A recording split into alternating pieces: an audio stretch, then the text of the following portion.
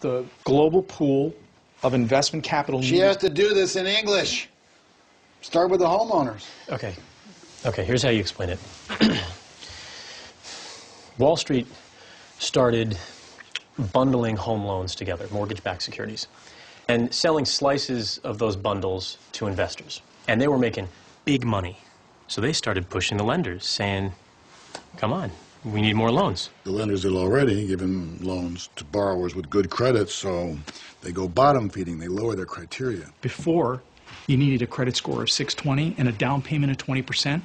Now they'll settle for 500, no money down. And the buyer, the regular guy on the street, assumes that the experts know what they're doing. He's saying to himself, if the bank's willing to loan me money, I must be able to afford it. So he reaches for the American dream. He buys that house. The banks knew securities based on shitbag mortgages were risky. You'll work on shitbag. So to control their downside, the banks started buying a kind of insurance. If mortgages default, insurance company pays. Default swap.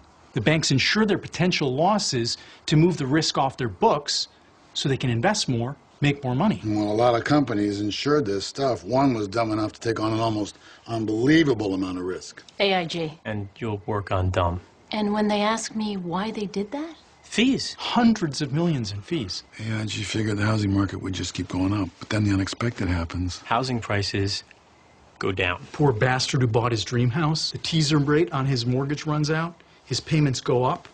He defaults. Mortgage-backed securities tank. AIG has to pay off the swaps. All of them. All over the world.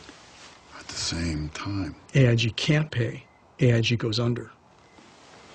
Every bank they insure books massive losses on the same day. And then they all go under. It all comes down. The whole financial system?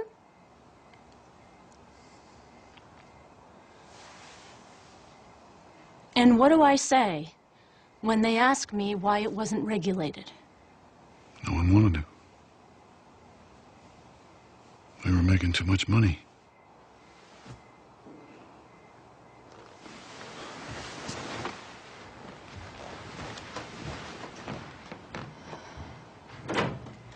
You'll work on we were making too much money.